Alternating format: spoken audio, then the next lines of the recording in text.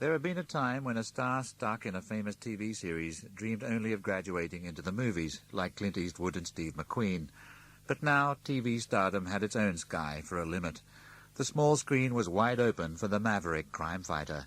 He worked outside the system, with the implication that the system could not be trusted to deliver justice. Starring in Ironside, Raymond Burr was a crippled president like FDR with the mind of Sherlock Holmes. He also had a dedicated team of assistants who called him Chief. But essentially he was a law unto himself. The only downside of being Ironside was that the popular press called him Ironside far more often than they called him Raymond Burr. William Conrad was Cannon, another maverick crime fighter with a physical problem. Cannon's handicap was an acute food dependency, but the man of integrity within was untouched. People all over the world knew Cannon. The expression, William Conrad is Cannon, meant what it said. Peter Falk was Colombo, another maverick crime fighter, for a country which had come to believe that only a maverick crime fighter could get results. The man of integrity within was untouched by his crumpled raincoat. Like all the other maverick crime fighters, Colombo could be exported to other countries. Falk had staved off overexposure by restricting the supply of product to 6 episodes a year. The Bulgarian public panicked, thinking they were being deprived of Colombo by state censorship. Falk broadcast to Bulgaria to reassure that country's desperate population that he would be back, or rather, that Colombo would. The most normal-looking of the maverick crime fighters was James Garner in the Rockford Files. His movie career had been interesting but chancy. As Rockford, he was working all the time, although he didn't know that the production company had an accounting system which would result in his share of the net profit disappearing into production expenses, even though the gross profit was astronomical. Garner's trusting nature fitted the character. The most maverick of the maverick crime fighters was Kojak, played by Telly Savalas. Savalas was a prominent name in the feature list of some big movies, but Kojak was a big television name all over the world. Kojak's catchphrase was translated into most of the languages on Earth. Who loves you, baby? But international television fame was a kind of half fame, like the moon. The dark side was the actor's name. The bright side was the character's name. Kojak. Anyone could say that. International television had become a highly efficient way of making almost anything world-famous. But an act that appealed to the whole family got most famous, and if a whole family was the act, then the result was the Osmonds, the most efficient weapon of cultural aggression America had developed since flavored chewing gum. There was someone in the Osmond family for everyone to love. Teenage girls loved Donnie, whose teeth were so dazzling and so numerous that it was difficult to count them. It was an open question who loved little Jimmy. The appeal of Nubile Marie was more easily explained, although there was a Julie Andrews-type wholesomeness factor which tended to set limits to illicit lust. As good Mormons, the Osmonds turned over 1/10 of their enormous earnings to the tabernacle, invested the rest, lived clean, and counted their blessings. F. Scott Fitzgerald had once famously said that there was no second act in American lives. Elvis Presley proved that his life did have a second act, and it was a farce. In Las Vegas, he performed as a parody of himself, his only triumph being still to be there. He was a man in his prime, reminiscing like an old-age pensioner. Liberace's last phase was undignified too, but in a less degrading way, because he had never been dignified in the first place. To observers out there in the civilized world, the American celebrity register had begun to look like a graveyard of the living dead. Frank Sinatra started an alarming cycle of saying goodbye and then returning. His first return happened before anyone realized he'd been away. It was announced with the slogan, "Old Blue Eyes is back." No one had ever called him Old Blue Eyes. The slogan was thought up by an ad man. Fame had become a branch of eternity where what you did might be forgotten, but your name would live always, because even if you buried yourself, the media would dig you up again. Las Vegas was the last refuge of the billionaire-eccentric Howard Hughes. In a guarded hotel suite, doing nothing except grow his hair and fingernails until they threatened to fill the bedroom, he sought oblivion. His punishment was to be remembered. The media remembered his pre-war record-breaking feats with aeroplanes. They remembered his record-breaking feats with women. They remembered the huge flying boat he designed that never flew more than 100 yards. They remembered the bra he designed to lift Jane Russell's bosom into the firing position. They remembered everything about him, but still couldn't figure out that the real reason why he had run and hidden was because he remembered them. Hughes, as rich as any monarch and with more freedom of action, had chosen not to live with his fame. It raised the question of whether those other famous old people would go on riding the bandwagon if they knew how to get off. Few of them had enough power to choose, and certainly not the film stars. Prisoners of an expensive way of life, most film stars kept working, even when they were no longer in a position to choose their work. The disaster movie was a typical post-Watergate exercise in absolute cynicism. Its appeal depended on a plentiful supply of famous names to get killed off by the disaster. In Earthquake, Los Angeles was destroyed by a special effect. Ava Gardner, an ex-star, fell down a lift shaft. But Charlton Heston survived a bit longer because he was still good for a few more leading roles. In Towering Inferno, a skyscraper was set alight by corrupt wiring installed by unscrupulous big business. Robert Wagner died in the flames. So did Richard Chamberlain. But Paul Newman and Steve McQueen both survived because they were both still bankable enough to insist. The disaster movie was the exact expression of what fame had become, the survival of the fittest. Management was everything. Elizabeth Taylor and Richard Burton were a disaster movie all by themselves. They got married for the second time, seemingly for no other purpose except to stage a repeat performance of their well-established round of extravagance, ill-judged artistic projects, well-publicized affection, better-publicized disaffection, disintegration, and divorce. A one-man disaster movie was President Gerald Ford, of whom ex-President Johnson cruelly said that he had played too much football without his helmet. The press picked up on Ford's physical clumsiness and ruled him out of contention for heroic status. America's new and unprecedented fear that it might no longer be in control of events was reflected in the behavior of its heroes, who, even if they did well, seemed to be representing themselves rather than their country. America had a world chess champion, Bobby Fischer. The world knew his name, but not because he was America's great chess player. It was because he was America's great maniac. The Russian champion Boris Spassky was sane by comparison, since he was merely inclined to suspect electronic surveillance by the CIA and walk in fear of poisoned yogurt. He was right to be paranoid about Fischer, who kicked him under the table. Fischer beat Spassky at chess, but the Soviets came out of the contest looking more like a world power. America was turning out screwballs. The Soviets had a huge PR success with their prepubescent champion gymnast, Olga Korbut. Little Olga could do everything the Americans had ever done. She was as precocious as Shirley Temple, no bigger than Mickey Mouse. She flew through the air like Superman, and she could smile while she danced like Dick Van Dyke. The Russians were turning out prodigies. They turned out Alexander Solzhenitsyn altogether. Expelled by the KGB, he carried the message of his great book, The Gulag Archipelago, to an astonished world. The book was an expose of the Soviet Union's long-standing reign of terror against its own people, and the world should not have been astonished. But Stalin's fame died hard, and Lenin's remained unscathed. Solzhenitsyn's other message, the one about the West's shameful weakness in the face of the totalitarian threat, got a bigger response. Solzhenitsyn had heroic stature. He was telling the free world that it didn't. Out of the newly discovered Third World came the kind of hero America was no longer supplying. Honest, modest, good-looking, supernaturally skillful, the Brazilian footballer Pele personified soccer for all the countries in the world that played the game. That meant practically every country except America, and even America got the point about Pele. Despite the unexciting results of his one-man match against President Ford, for a while soccer looked like becoming a boom sport there, just because Pele was playing it. Even more unknown than the Third World, Sweden produced Bjorn Borg. With ice water for blood, he came out of the north to carve his way through a corrupt civilization. The American champions played to the gallery. Borg just played, and won. Wise voices said what a relief it was to watch a young man hit the top and stay there without being distracted by fame or the lure of easy money. You couldn't imagine Borg turning himself into a T-shirt. It never crossed anyone's mind that the austere, herring-fed champion might turn into just another dumb cluck who wanted to get married in a pink tracksuit.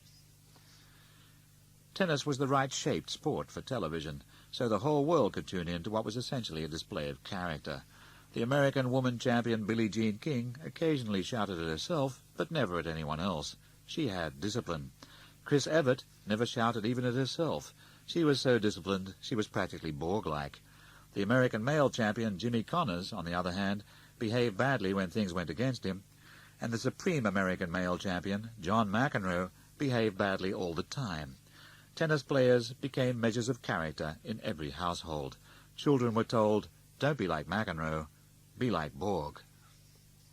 Another Swedish world hit was Abba, a pop quartet who turned themselves into Sweden's second biggest export money earner after Volvo. 4 people with unpronounceable names were doing what the Beatles once did, churn out hit singles you couldn't help singing along with while you danced to them, and vice versa. Abba didn't sing their songs in Swedish, but on the other hand their English didn't sound American. It was a new style of Euro-English, the first sign that a united Europe might have a say in the world's common culture. The 4 faces of Abba were famous everywhere in the world, even though the number of people who could pronounce the name Agnetha Falskog never increased beyond her immediate family. The first terrorists to make it as media stars were the Germans Andreas Baader and Ulrika Meinhof. They killed innocent people deemed by them to be guilty of compliance with the ruthless capitalist system. They were famously hard to catch. After they did get caught, they had no one left to kill except themselves. Ulrika was the one who did it first. She got famous all over again. Terror was a path to glory. In America, Patty Hearst was known only as the granddaughter of William Randolph Hearst, the man whose mass circulation newspapers had given 20th century fame its initial boost. Kidnapped by a tiny group of homegrown terrorists calling themselves the Symbionese Liberation Army, she showed up alongside them pulling a bank raid. Some said she had been brainwashed.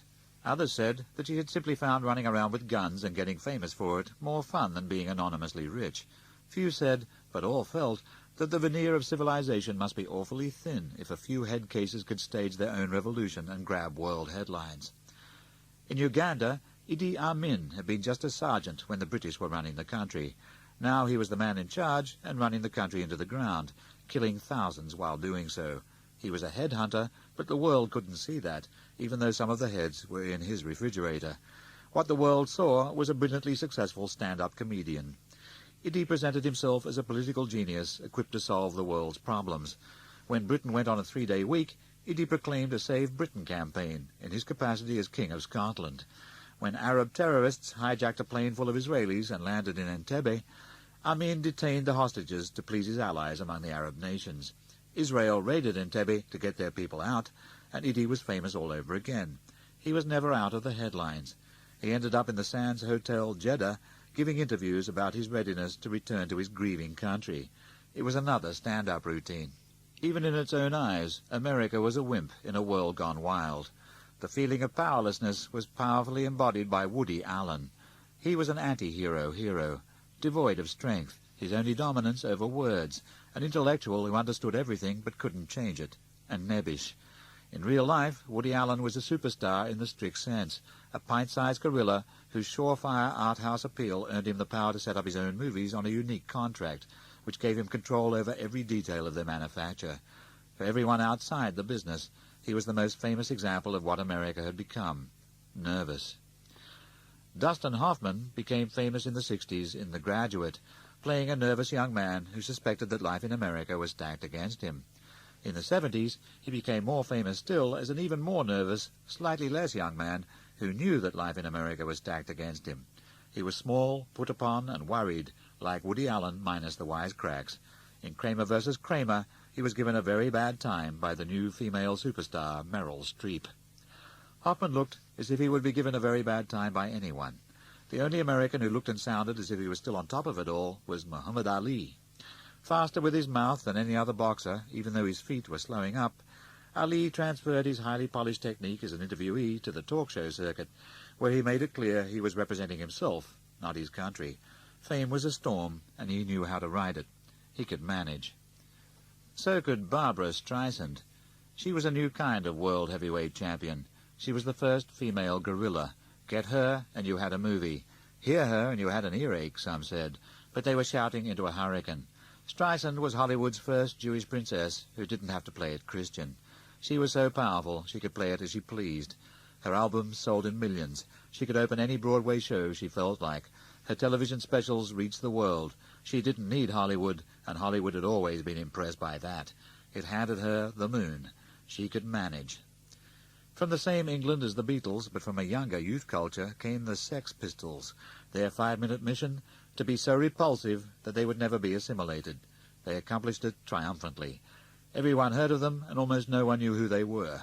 Two of them were called Johnny Rotten and Sid Vicious, but unless you were a 16-year-old fan with a bolt through your neck and an earring in your nose, it was hard to tell which was which.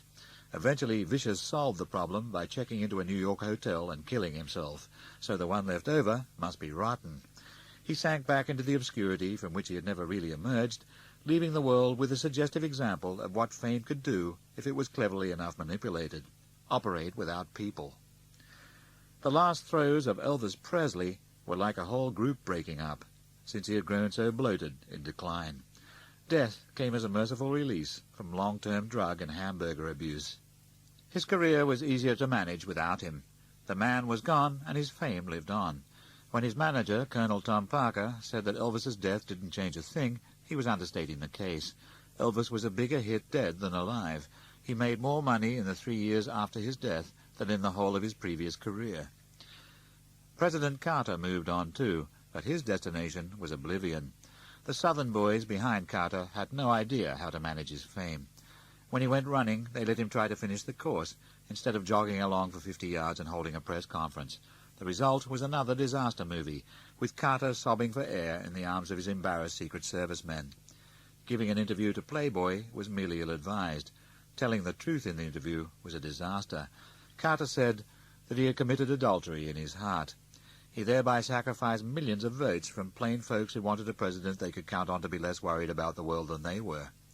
Carter capped it in the decisive pre-election debate when he revealed that his consultant on the subject of thermonuclear war was his daughter Amy.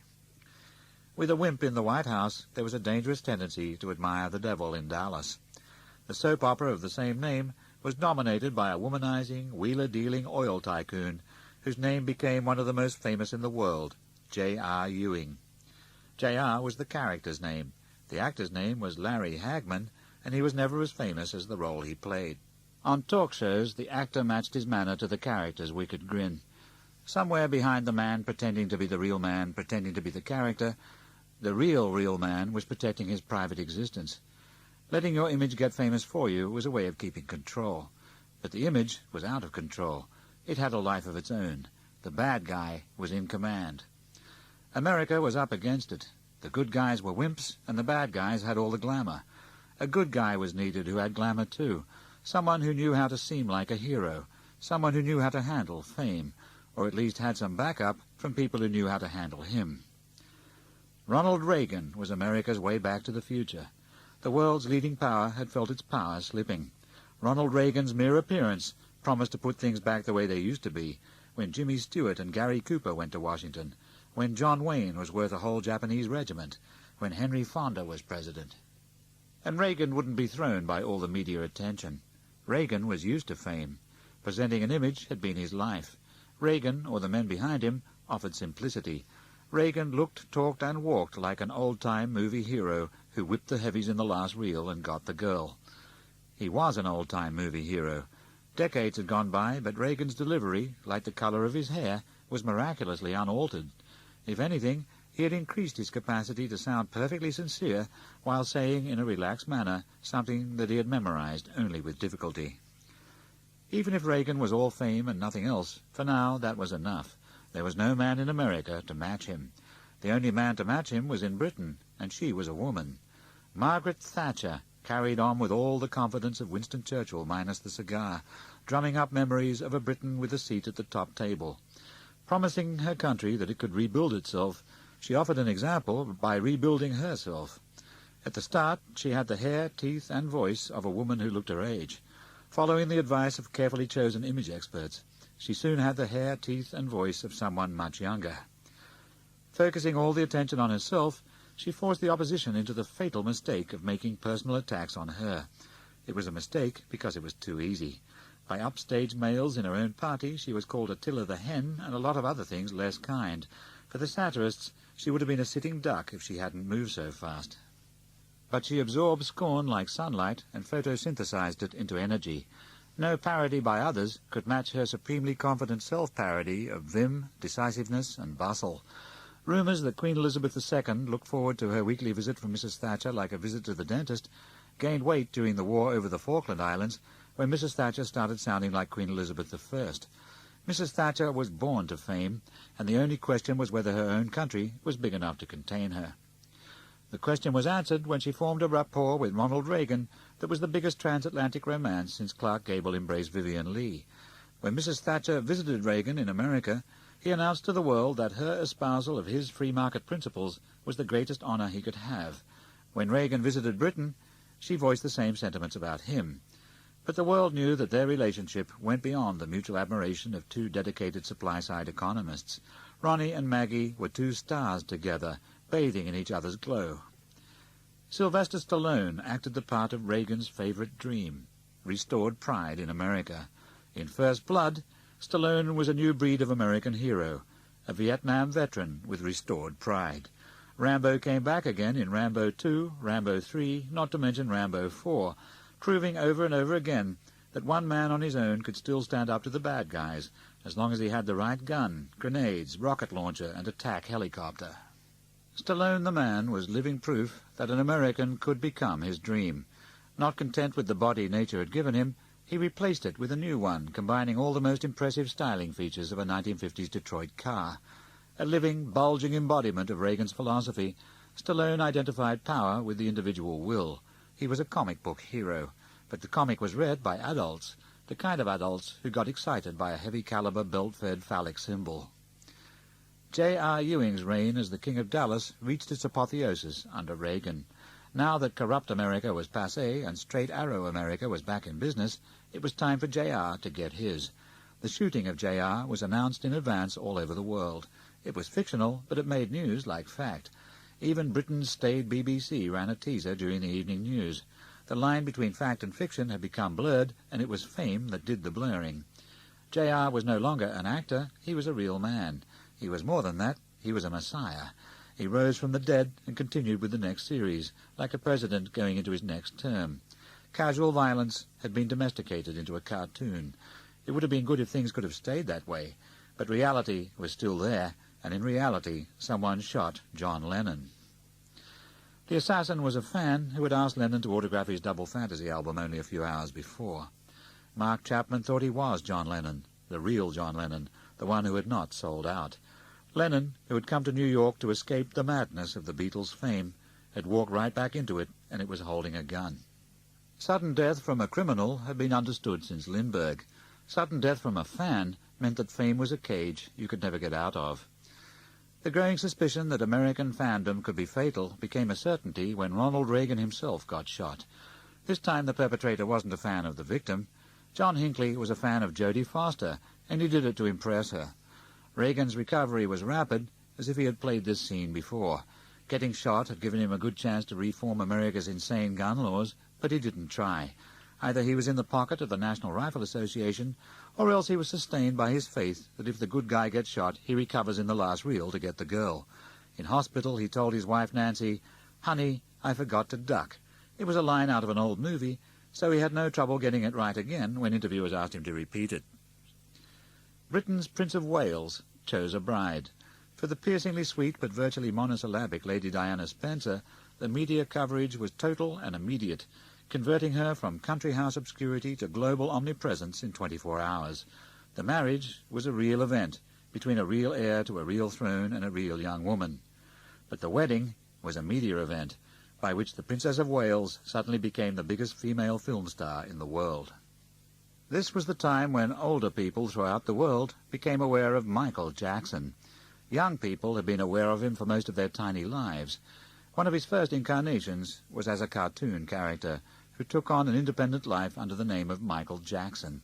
Meanwhile, the real Michael Jackson, if such a person could be said to exist, transformed himself into the tall, thin, miraculously flexible owner of a Mickey Mouse voice, the undivided loyalty of a colossal worldwide audience, and many hundreds of millions of dollars. To keep his vast public plugged into the circuit, Michael Jackson the person went on transforming himself. He wore various costumes. He had plastic surgery to make his features look Caucasian. For Americans of Afro-ethnic extraction who had been fighting for acceptance of the idea that the last thing blacks should do was to copy a white model, this looked like a setback. But a contrary school of thought held that Michael Jackson wanted to look like his sister, LaToya Jackson. Pursuing one or other of these ends, or perhaps both, Jackson went on having plastic surgery. He wasn't content with having Caucasian features. He wanted comic book Caucasian features. It wasn't enough to be white. He wanted to be Snow White. He was creating his own reality, and it was a fantasy. Fame in America was breeding monsters, but they were bred by genetic laws which the monsters themselves understood better all the time, until finally the first fully self-constructed superstar came crunching into frame. Arnold Schwarzenegger. His first move was to win the Mr. Universe title. Like every previous Mr. Universe, he looked like an apartment block in a posing pouch, but in the movie Pumping Iron, he proved he had a tongue in his cheek, even if it was hard to spot among all his other bulges. Physically, Arnie was in the same tradition as Steve Reeves and other old-style bodybuilder B-feature stars whose acting technique had been sustained precariously by overdeveloped lateral muscles. But Arnie wasn't competing with them. He was up there alongside the other male stars with normal bodies. The Reaganite, Rambo-esque ideal of perpetual self-reconstruction was wide open to parody. Arnie made a point of sharing the laughter. For Terminator, his breakthrough film role, he played himself, that is, an android, somebody someone had built. And somebody had built him. He had. His brightest move of all was to let the media in on the secret. He made his career the story. He disarmingly confessed that everything was part of a plan, his plan. When TV pitch person Maria Shriver of the Kennedy clan married him, it set the seal on the deal. New fame had risen to the same status as old fame. By sheer good management, in less than 10 years, a bad joke had turned himself into an American national symbol, beaming his smile to the world like a male Statue of Liberty. The small Italian female version of the large Austrian male Statue of Liberty was called Madonna. Actually, she was called Madonna Louise Ciccone, but in her burning ambition for universal fame, she didn't want to rule out the large section of her potential audience that might have trouble remembering more than one name. Another good reason for being called Madonna was that she had performed the miracle of virgin birth, although in her case the miraculous human being she had given birth to was herself. Considering what she had to work with, she did an amazing job. She danced better than she looked and sang better than she danced, and she could only just sing. But she was a world expert on 20th century fame. Realizing that someone famous was essentially a mystery everyone knew about, she combined rarity value with total market saturation by always making her videos more risque than ordinary TV could carry. She earned extra publicity for being censored, and so constantly added to her first fame as the biggest pop star in the world. Her concerts were just the confirmation, a source for more Madonna stories. With her, fame was the only reality. No revelation about her private life could embarrass her, because she made all the revelations herself. She had no private life. It was all public. It went straight to video. Warren Beatty's love affair with her miraculously lasted just long enough to garner the publicity that helped save his tediously pretty blockbuster Dick Tracy from financial catastrophe. In her film In Bed with Madonna, Beatty made a personal appearance to point out to her that she wasn't alive except on camera. Since Beatty had at least tried to keep himself to himself, his remark had some edge, but Madonna, as if to prove his point, left it in the film. It made her more interesting, and she knew that a moment of apparent embarrassment couldn't hurt her because it was part of her story. She was so far beyond scandal, she could welcome it as light relief. Scandal hit Ronald Reagan, too, but it didn't hurt him either. News broke about a complicated illegal deal to trade arms for hostages in Iran and siphon the money to the Contras in Nicaragua. Though a cartoon character called Colonel Oliver North obligingly took the fall, many said Ronald Reagan was the true culprit because he must have known. But they were the same people who had already made Reagan famous for not knowing anything. They couldn't have it both ways. So all Reagan had to do was look as vague as usual, and he was invulnerable. Reagan's fame for vagueness worked like a suit of armor as he marched triumphantly on. The number of people who believed what he said had decreased, but his popularity had increased. Scandal in the 80s became an industry. It raked up muck about people in the past as well as in the present. All the facts came out about President Kennedy's fondness for attractive women. The stories might have given yet more pain to the survivors among his tragedy-stricken family, but few thought him any less clever or charming. All the facts came out about the late Grace Kelly's fondness for attractive men. The stories might have given yet more pain to the tragedy-stricken royal family of Monaco, but few thought her any less regal or elegant. Scandal had become part of fame's price. You couldn't even call it scandal anymore. It was just coverage. A book about Frank Sinatra dwelt on his supposed mafia connections. as if people were going to throw away their copy of Songs for Swinging Lovers just because Sinatra had been seen in an Italian restaurant with a few men in silk suits who took their holidays in Sicily. The real story was that if fame was already there, bad publicity could only feed it. In the all-star soap opera that fame had become, it was hard to change the audience's mind about any of the characters once they were established. Once they were in for life and death. Rock Hudson, a truck driver turned film star, had been famous in the 50s and early 60s as a strong, solid man of integrity who frequently made love to Doris Day. In the 80s, when he died of AIDS, it became blatantly clear that he had never been making love to Doris Day at all, but he was famous again as a strong, solid man of integrity who had bravely faced his fate. And when Liberace died from the same cause, all those mothers loved him no less. The crusade against AIDS needed celebrity heroes, a commodity which every good cause in the 80s went in search of and usually found. The Live Aid concert had begun the fashion for calling in famous names to deal with world catastrophes. With thousands of people dying of hunger in Ethiopia, the Irish pop singer Bob Geldof confronted the problem by staging a worldwide satellite-linked all-star concert to raise money. His message was admirably devoid of the usual show business schmaltz. "Give us your money," he said, sometimes varying the message with, "Give us your money now." Though some cynics in the pop press tried to suggest that Geldof had organized the event to revitalize his flagging career, there could be no serious doubt that he was acting from the heart. He gave the project a lot more than just his time. For some of the other stars involved, however, the question was bound to arise of whether donating time cost them as much as it cost their millions of anonymous fans to donate money, especially when the publicity generated by the event was so great that any star who participated got a year's worth of exposure in a single night. Celebrity concerts for political causes became established as a regular feature on a global scale. Free Nelson Mandela, send condoms to India, save the baby seals in the rainforest. The 60s dream of playtime politics had at last come true. Fame had developed into an ecology of its own, sustainable without cost. The world as a playground, a kindergarten. Showbiz stars were encouraged in the belief that they had a power beyond governments. Merely by doing their usual showbiz thing on a bigger stage than ever, celebrities in the West became political figures. Political figures in the East became celebrities in the West. It started in Poland with Lech Wałęsa, the trade union leader who began by challenging the power of the ruling Communist Party and ended by toppling it.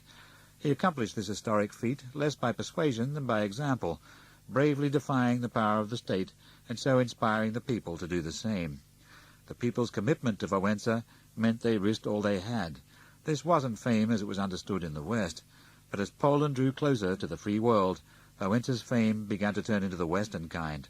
Mrs. Thatcher miraculously appeared beside him to confirm his position among the world's great leaders.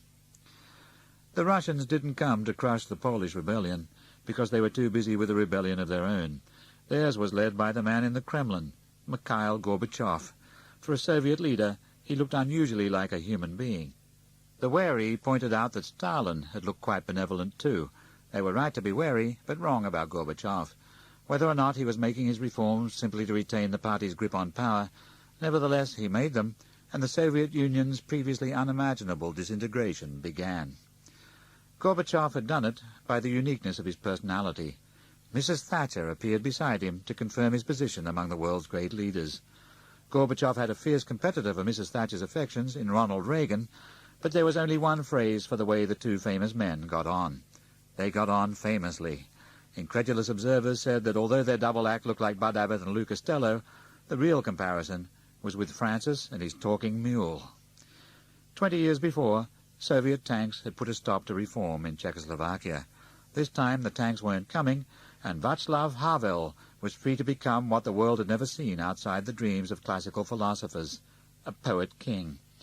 Actually, he was a playwright and had no interest in a crown, but that was just the quality which caught the world's imagination. Mrs. Thatcher appeared beside him to confirm his position among the world's great leaders. Havel, though duly honoured, placed more value in the approval of Mick Jagger. For 20 long years, Czech dissidents had played their old Rolling Stones albums in secret and dreamed of better days. For them, the Stones were famous for rebellion, for liberty, for the vigour of the untamed soul. Havel invited the Stones to give a concert in Prague. Before the concert, the statue of Stalin on the hill above the city was knocked down. It was replaced by a billboard featuring Mick Jagger's tongue. The Czechs were right about the Stones being what Eastern Europe needed, but it wasn't because they were a good band, it was because they were good business. The Rolling Stones had spent the previous 2 decades learning to be capitalists. Jagger had unashamedly come to the point where he would make an in-house video urging sales staff to get out there and flog Stones merchandise. In the long term, his revolutionary social ideal had turned out to be double-entry bookkeeping. In the Middle East, the rise of Islamic fundamentalism offered powerful evidence that there could still be such a thing as a truly charismatic leader who wasn't just there for the world's entertainment and couldn't be tamed by a visit from Mrs. Thatcher or Mick Jagger. The Ayatollah Khomeini was worshipped as a god by millions of people while he was still alive. When he died, the worship turned to frenzy. Right there on television for the whole world to watch, thousands of people tried to tear him out of his coffin. What they would have done with him had they succeeded was luckily not tested. This was no Rudolph Valentino-style funeral where the famous turn up to mourn their own mortality. This was fame taken back to its origins, in religious ecstasy. The West looked on in disbelief at the shocking spectacle of belief. There was a world elsewhere, and it wasn't under our control. Islamic fundamentalism condemned the writer Salman Rushdie to death for alleged blasphemy against the Prophet. Rushdie had to go into hiding in Britain, the country where he lived. Before the fatwa, he was already a famous writer, but it was his fame, literary fame, fame among the discerning. After the fatwa, he became the most famous writer since Hemingway, but it wasn't his fame, it was another kind, one he would dearly have liked to be without.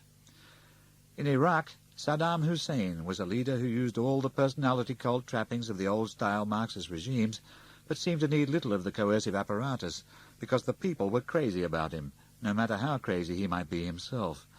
When he invaded Kuwait, the West sent Generals Storm Norman Schwarzkopf to stop him. The Gulf War was a media event, and Storm Norman was dream casting for the lead, having apparently modelled his flamboyant persona on John Wayne, Rambo, Terminator 2, Lethal Weapon 3, Superman 4, and Indiana Jones in the Temple of Doom. For 70 years, Lennon's fame had been the wedge that kept the world divided. If his image now suddenly crumbled, it wasn't because he had become symbolic. It was because for a long time symbolic had been all he was. There was nothing behind him. The power and the will to compel the people to believe in what he represented had all gone. His fame was hollow.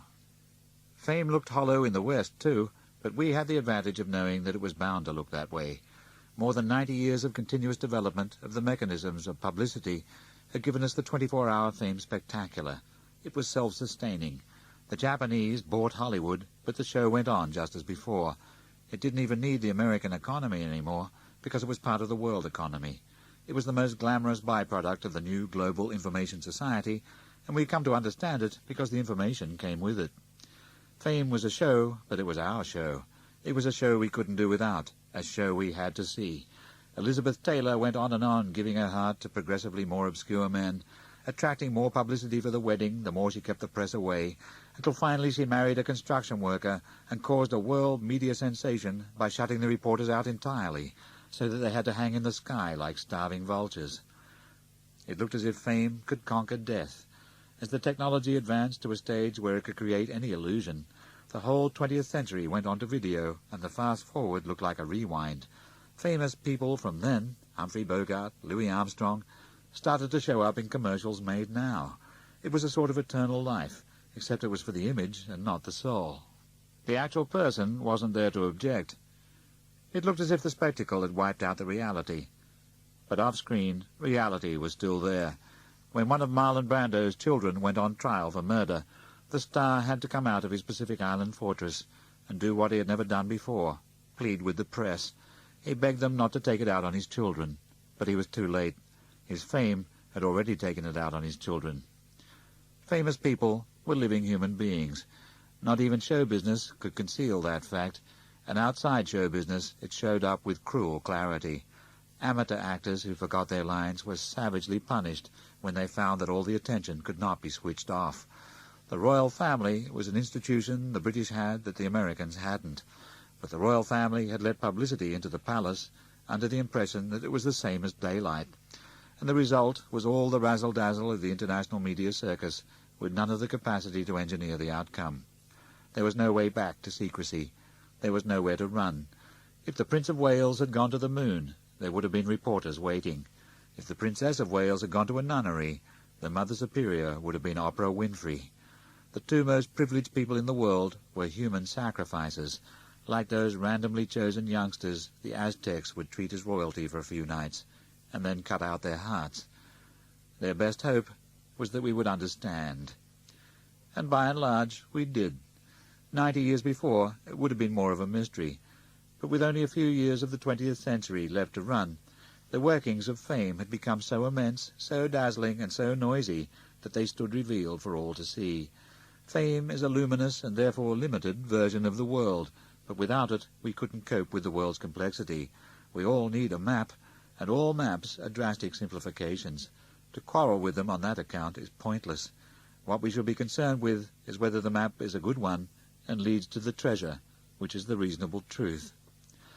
99% of all the scientists who have ever lived have been alive in the 20th century.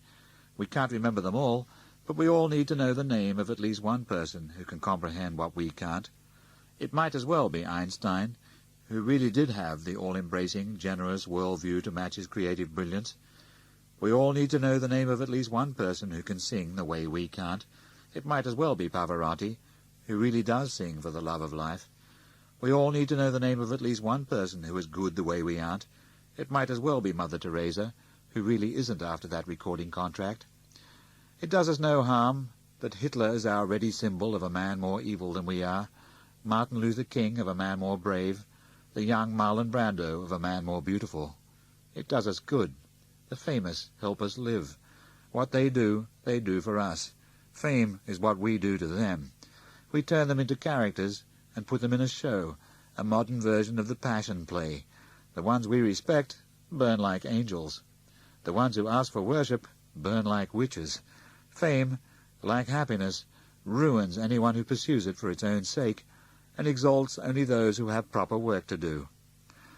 Those who are famous have their importance only to the extent that they help give meaning to the lives of those who aren't. Ordinary life isn't just the hardest kind to lead, it's the best, and the famous people we like most seem to tell us that by their way of staying human, as if there was a frail, fallible human being behind the glory, which there always is.